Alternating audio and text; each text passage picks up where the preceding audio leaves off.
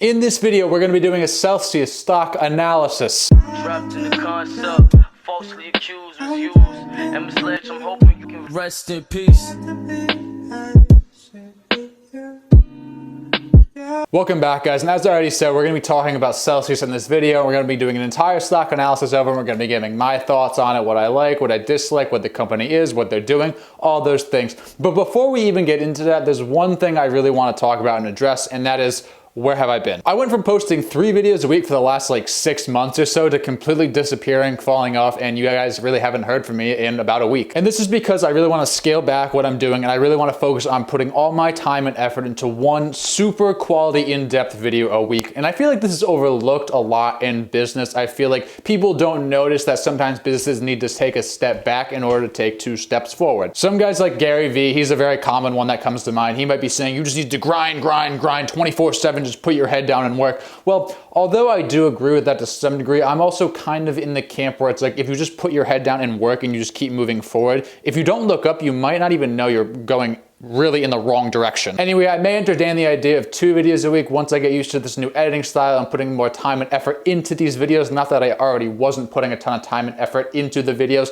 but I'm putting more effort into a single video, and I just really want to make that video concrete and really, really good. So hopefully you guys enjoy this. Hopefully you guys enjoy this new video. You're going to see why it's new, especially at the end of this video, so make sure you stick around towards the end of the video. If you do enjoy it and get some value out of it, please drop a like on the video. That really helps out the channel, really helps the channel grow. Also, remember to subscribe, turn on that notification bell so you guys don't miss any future uploads. So we're going to start off this video like we normally do, and we're going to give a very brief overview of Celsius as a company. This should be a company that's very easy for even newer investors to understand because it's a drink company. It's not like, as I said in the Etsy stock analysis video, it's not like some sort of semiconductor company or anything along those lines where it just takes 18 months of putting in research work to really understand and wrap your head around it fully. And for the record, I do want to continue doing more videos on companies like this, maybe more so in the food and drink space, just because those are very easy to understand. And this channel is supposed to cater around newer investors that are just trying to get into the stock market and dabble into investing in different companies or just investing in general. Anyway, at the time of me filming this, Celsius is between $40 and $50. I'm honestly not too sure where this is going to finish out and where the stock price is going to be when you guys are seeing this, because I am filming this video in the middle of the week. So I apologize if this is not 100% accurate on all accounts. Right now, the market cap's around $3 billion for this company. And if you haven't heard of Celsius, I know I just mentioned this before, but basically Celsius is a drink company, but a little bit of a different drink company. Celsius really goes out and they really want to focus on fitness channels and lifestyle and calorie burning beverages. They have 5 core products that we're mainly going to go over in this video. The first is Celsius Original. Obviously, you can probably tell by the name, this was the initial product they came out with when they first hit the open market. They have 9 different flavors that include orange, wild berry, cola, grape, kiwi, and watermelon. And those 6 I just named make up the carbonated side of the product. They also have 3 non-carbonated drinks, which include green tea raspberry, green tea peach mango, and green tea grapefruit. The second product on this list is Celsius Heat. This product was first introduced in 2018, and it's looked at as more of a dietary supplement that's used to really accelerate metabolism and boost energy. And another thing I want to touch upon about Celsius before we go into more detail about these products is Celsius actually has had studies done around their products to prove what they're preaching is actually true. They completed a total of 7 different funded studies. The first study that was done was actually done by Ohio Research Group of Exercise and Sports Nutrition,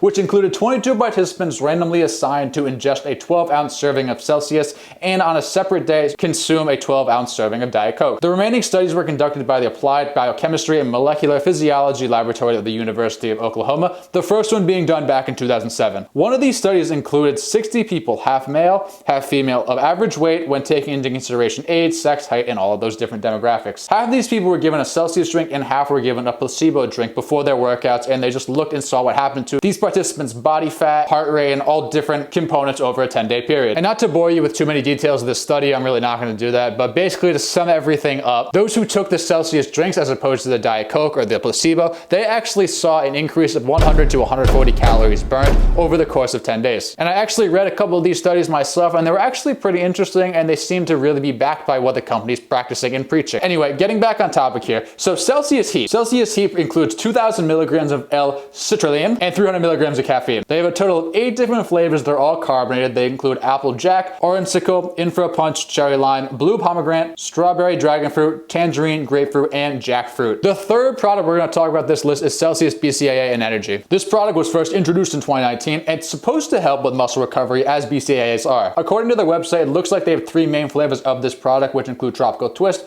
chart cherry lime, and blood orange lemonade. Then the second to last product, or the fourth product on this list that we're going to talk about, is Celsius On The Go. Celsius On The Go is basically just a powdered form of Celsius in individual packets. So it might be something maybe LeBron could use.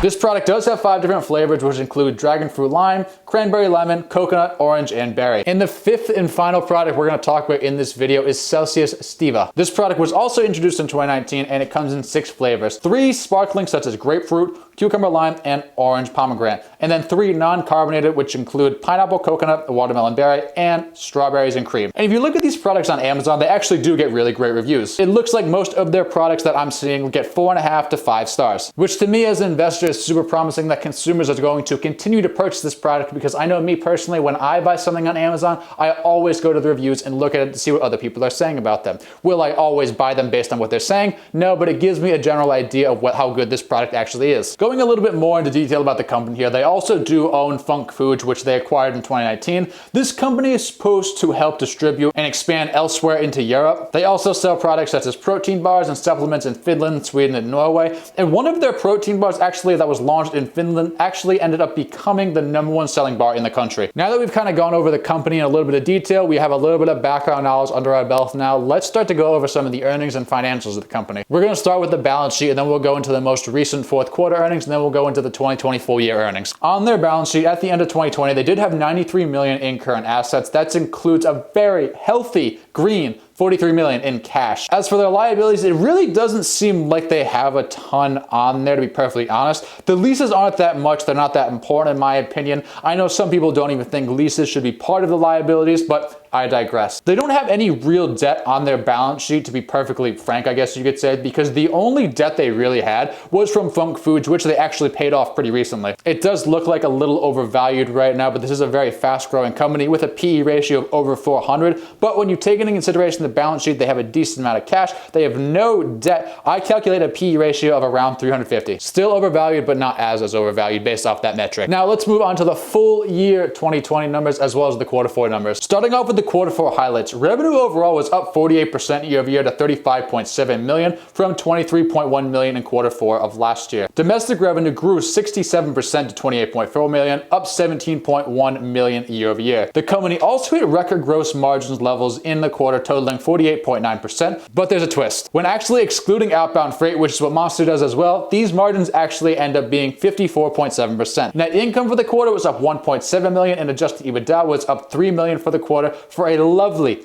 8.5% EBITDA margin. There are a couple of super interesting things I want to talk about and get into before we get onto the full year of 2020 numbers. The first thing I want to talk about is how impressive and actually how Celsius was able to assert their dominance in getting involved in the e-commerce space and actually getting really great reviews and selling a lot of product on Amazon. I didn't mention this earlier in the video, but Celsius actually started as a drink company that was mainly just in a fitness channel such as gyms. And obviously in 2020, we know in a lot of places gyms weren't open for the full year. A lot of them were at limited capacity, so you would think that would really hurt their sales. Especially in California, where I believe gyms actually just reopened not too long ago. But looking at Amazon and what was described in their most recent earnings, they are actually ranked on Amazon as the 3rd energy drink brand behind Monster and Red Bull. Their share increased from 2.1% to 14.5%. This compares to Monster's 34.2% share and Red Bull at a 14.7% share. So they're basically behind Red Bull, and they're close to Red Bull, as close as you possibly can be. Celsius sales grew at a rate of 224.8% compared to Monster's growth rate of 193.7% and Red Bull's growth rate of 171.8%. And the second thing I want to mention here is actually along the same lines, but their fitness channel actually grew 22%, believe it or not. Again, super impressive, but I also don't feel like I need to go into too much detail about this because I did just explain it, because over 2020, gyms were closed for the most part, as well as being at a limited capacity, and they still are at limited capacity pretty much across the country.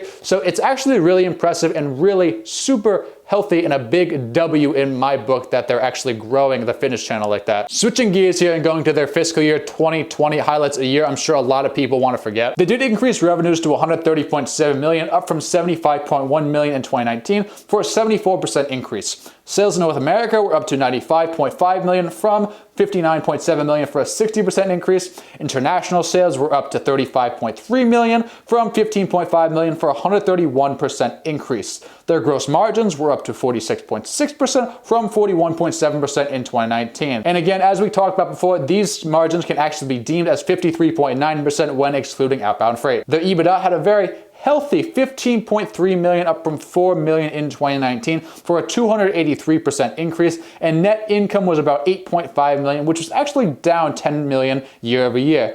And the reason for this net income being down was mainly due to the business model change they had to make in China, which cost them about $12.1 million, Mr. George Washingtons. As for the full year 2020, fitness channels did decrease about 6% over the course of the year, which is completely understandable in my book, considering all the things I just mentioned. As for their gross profit, this was $60.9 million, which was up a whopping 95% from $31.3 million in 2019. Now let's get into some of the growth we're seeing behind this company and kind of what I think could happen with this company growth-wise. When you look at this company, you can tell it's a growing company, really hyper-growth company that's really starting to move. They are in over 82,000 stores in the United States, across the entire nation, however you'd like to say it. This is up from 18,000 stores at this time in 2019. They also just recently launched their Celsius branded cooler program in the first quarter of 2021. So this is a very good sign in my personal opinion, because they're not getting complacent and they're not just riding the drink beverages and the caffeine drinks that they've been rolling out. They're actually trying to innovate and stay up to date and keep up with the Joneses. As for the realistic market they're going after, the global energy drink market is expected to in total be around $85 billion by 2025. This comes out to about 7.5% of a compound annual growth rate over that time. So it's not the highest growth rate that we've talked about on this channel, but it's a decent growth rate in this industry. And if you look at Celsius compound growth rate from 2015 to 2020, they are definitely outpacing the market as of right now, since they are seeing a compound annual growth rate of anywhere between just under 41% to just under 46%. And with them getting into more and more retail stores, more Walmarts, more Targets, more convenience stores,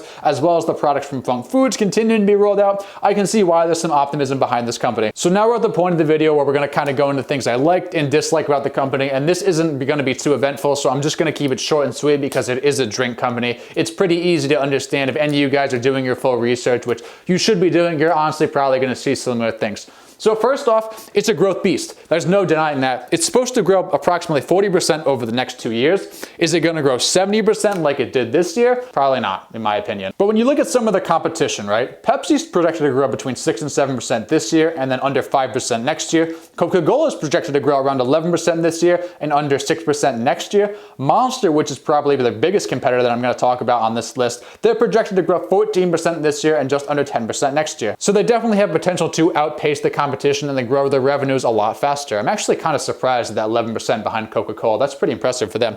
Another thing I really like is the management team. Some of the highlights of their management team, I'm not going to go too into detail with them, but Kevin Harrington is on their management team, who was on Shark Tank for a while. There's also Caroline Levy, who was a consumer industry stock analyst for 30 years. And lastly, and probably my favorite, Hal Carrotts, who spent 30 years at Coca-Cola. Second to last point here, I also really like how they have studies done around their products, because I feel like if I was someone who really wanted to be healthier, I would really want to read those studies and see the science-based facts behind them before putting stuff like that in my body, which is what I really do with stuff like that. I did that with stuff like products like Beyond Meat and plant-based meats and Tattooed Chef, things like that. And the last thing I really want to talk about, and I really didn't write it on the board here, and this kind of goes along with studies, so I guess it kind of fits, but it's a healthier alternative to Monster, to coffee, all those things. So now moving on to some of the dislikes I see with the company, and quite frankly, there's a lot, but I'm really just going to go over one here because I think it's really the most pertinent one and one that's really the most viable, and that's there's honestly massive competition in this space.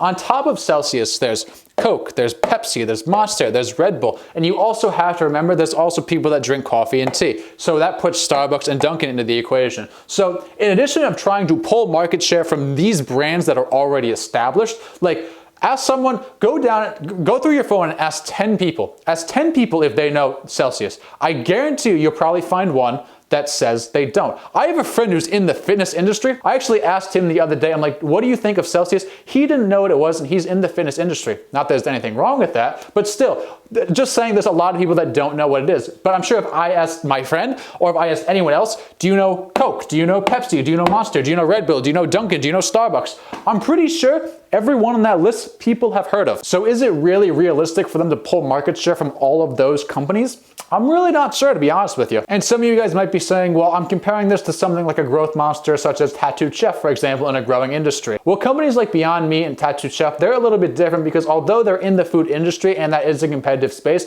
they're also attacking a sector of the food industry that's really up and coming and growing. As opposed to this drink space where caffeinated beverages have been around for years and years and years. Okay, so I lied. I do actually have one more huge concern about this company, and that is actually the aluminum can shortage that we are currently experiencing. Look at what comes up on Google if you Google aluminum can shortage. The pandemic-driven aluminum can shortage continues to constrain beverage makers. Ball Corporation anticipates demand continuing to outstrip supply well into 2023. So at first, for those of you that don't know, just give a really quick summary of this, of what happened. A lot of companies started switching from plastic to aluminum for environmental purposes. Then a once-in-a-100-year health event decided to hit, and everyone started to really stock up on everything they can find, from soda to water to anything at all. And that led to the start of the aluminum can shortage, and here we are. Isn't everything just great? Anyway, this is obviously a big concern because obviously Celsius sells their products in cans. And if they don't have the cans to put their drinks in, obviously that could definitely limit their growth because they can't continue to sell their product, and that could definitely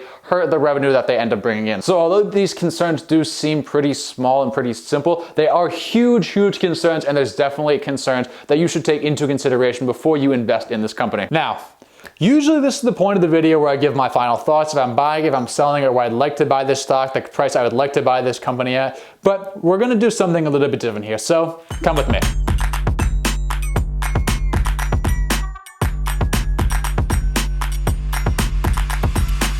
Okay guys, so we're here at the Walmart right by my house right now, and this is kind of the start of where I want to go with this channel and what I kind of want to do with these videos. But anyway, the purpose of why we are here is because a lot of times when I'm investing in companies or I'm thinking about investing in a company, I like to do something called channel checks. And basically what that is just going to different stores and reviewing the company's distribution channels or the stores they really sell in. Now, you might not be able to do this with every single company you invest in. Like for example, for a Dropbox, you're not going to be able to just go to a store and see how many new memberships Dropbox has every single day. But you can definitely do this with companies you're invested in, like say, Tattooed Chef, Beyond Meat, stuff like that, food companies, drink companies, all those good things. I'm gonna be honest, I don't do this a super ton, but if I'm in the grocery store, I will go check out, say, the Tattooed Chef products or the Beyond Meat products. And if I'm in the area of, say, somewhere where a company I'm invested in does sell those products, I will stop in and go check it out if I have time to kill, and I do have the time. Sometimes I might even ask the employees how these products are selling, how they compare to other products, what's more popular, those type of things. So we're gonna go in here, we're gonna go check out Celsius, and we're gonna go see what they look like. So let's go.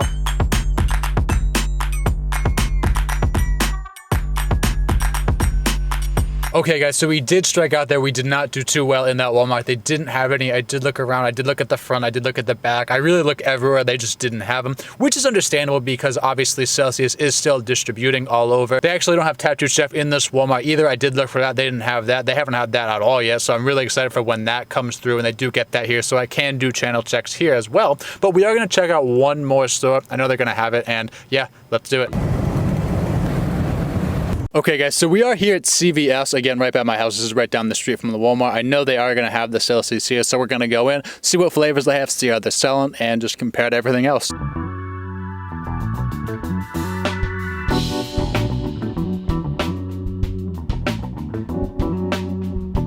Okay guys, we got it. We ended up getting the sparkling orange flavor of the original Celsius here. Now, as for the channel check itself, it did look like that the product was selling pretty well. As you guys could see in the video, it looked like Monster was pretty much stacked, but Celsius did not have as much shelf space as Monster, which makes sense because Monster is bigger. But at the same time, it was nice to see what was put out for Celsius was selling very well. Now, as you guys know, as an investor, I really like to buy and try the products that I'm investing in, because if I don't like them, then why would I really bank on anyone else buying them and using them? So we are going to try this right here on camera. We're gonna just see what I think of it live. So I actually do like it, but between that and Monster and coffee, I don't really think I have a preference at this point. Personally, as of right now, if I need caffeine wherever I can get it, whatever I can get it from, I'll take it and I'll be happy with it. So would I choose this over Monster? I mean, maybe if I had both available, because it's a healthier alternative, I think I would. But if you gave me a Monster and said I couldn't have a Celsius, would I be upset?